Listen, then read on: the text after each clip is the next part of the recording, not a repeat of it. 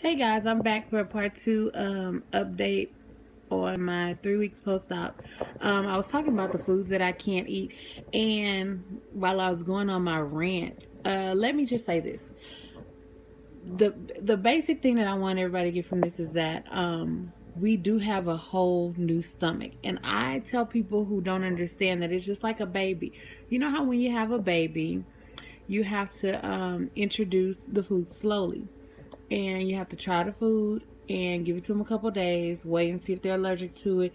If they're not allergic to it, cool, then you move on to something else. But that's just like with us. We have to try the foods, wait and see if it does right or if our stomach is ready for it, and then if not, wait, try it again later, and if so, move on, go on to the next food.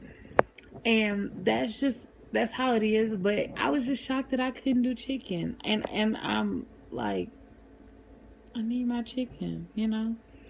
Um, that was that. But I mean, don't get discouraged if you find yourself not being able to do something as far as your stomach is concerned, and you want to do it. That's just your stomach. Your stomach is the boss. Okay, your sleeve is what's running things right now, and I had to learn that the hard way. But yeah, it's it's cool. Some days you get it, some days you don't. With eating, eating has been a task for me. I have to make myself do it because I don't want to eat, because I don't like the feeling I get when I eat. Let me explain. Okay, so my husband, me and my husband, we cook. We cook like older people kind of cook. So, and then we live, I'm from Texas, so, and he's from Louisiana, so we're cooking like, beans and rice and meat and cabbage and macaroni and cheese and cornbread. Like, that's a meal on a regular Thursday or something. So we have all this, and I fix my kids' food, and I fix my husband's food, and then I'm looking like, yeah. So then I'll decide, okay, well, maybe I should eat some beans, you know, um, or maybe let me get a piece of whatever meat. I don't know, whatever I eat. And then you eat 3 bites of it. And then you're so stuffed to where you're like, damn, I wanted that. And I wanted to chill and watch TV with it. And I wanted to, relax after. And you can't. You just can't. So it's like, now what I'm supposed to do?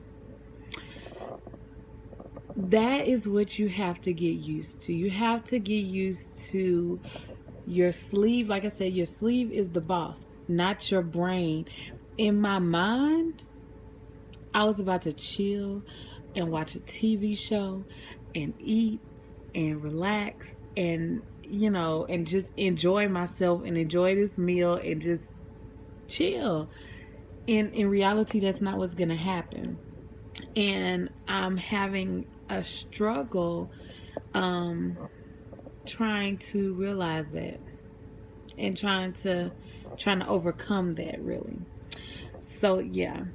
And I was also struggling. If you follow me on Instagram, like I had a really, I'm not gonna say a low point. I just had a point where I felt defeated. I'm the type of girl, like, nothing is gonna stop me. I have drive for days.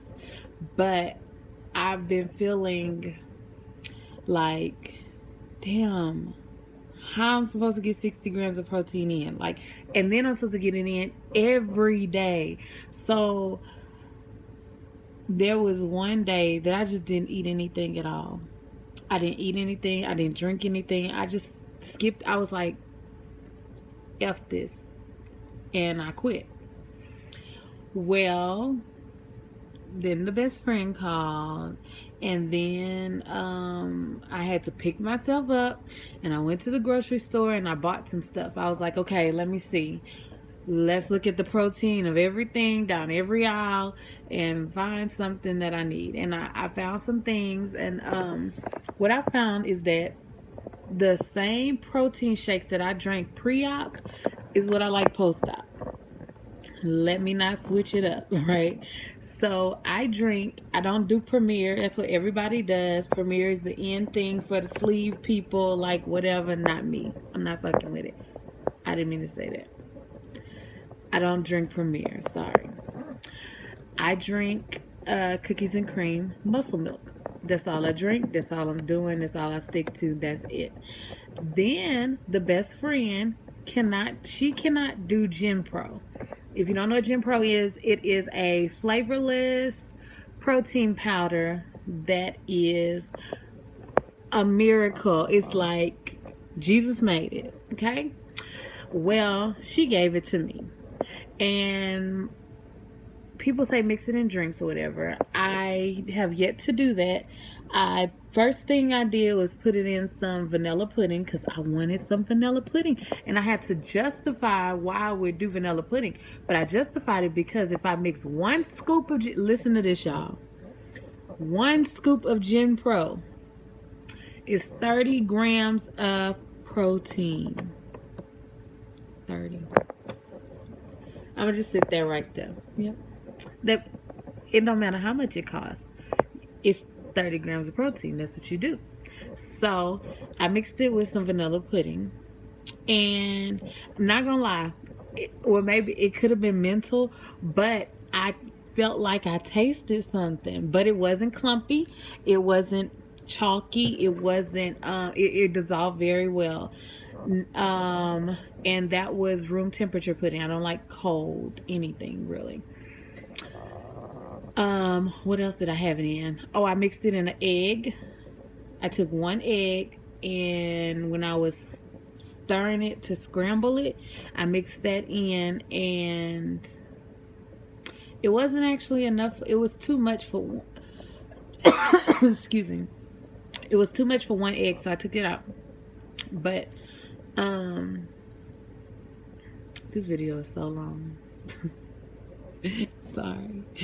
It was too much for one egg, so I took it out. I took some of it out, and then I made some grits with the egg.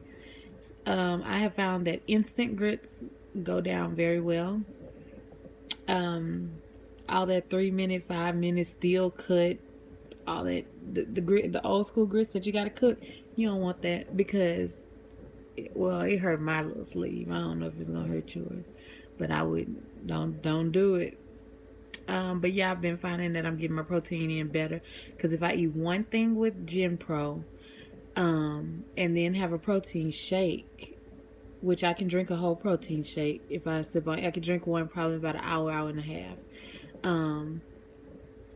Either room temperature or cold, it don't even matter. I can drink that, and that's 50 right there. Plus, all the little BS stuff. My little 3 bites here, 3 bites there. Yeah, then I do that. Cause I've been eating a slice of it's not ham, it's actually turkey, like deli turkey, and a slice of cheese, and that should be about 7 or 8 grams of protein. So I've been doing 60, like, kind of, it's cool. Something else that I want to share with y'all.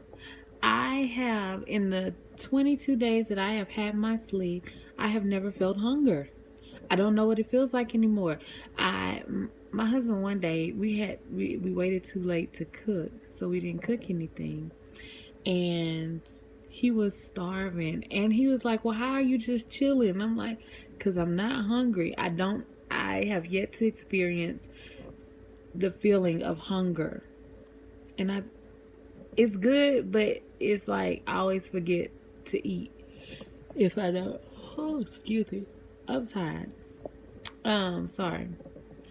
Another thing that I wanted to tell y'all about was smells. Oh my gosh.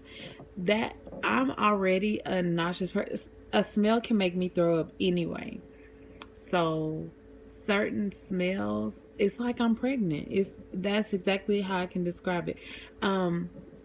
Certain smells, if I just ate, and then sometimes when you just eat, it like take a while to work.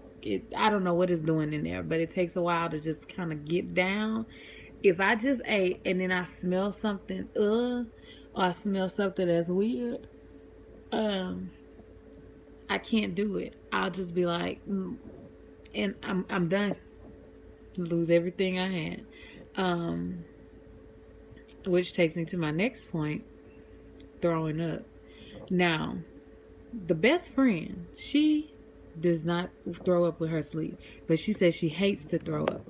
In my opinion, throwing up is my best friend because when it's stuck and I need to get it out because it won't work its way down, which is what happens a lot with chicken.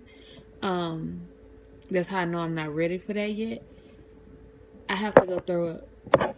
I can't. I can't. It's like I can't take it, and it'll just sit right there. Or if you eat too much, you have to throw up. So that's pretty much where I'm at right now with those things. And as far as food goes, it's been another 10 minutes, y'all. I talk entirely too much, but I'm gonna record a part 3 and tell y'all the rest of the stuff. See you later.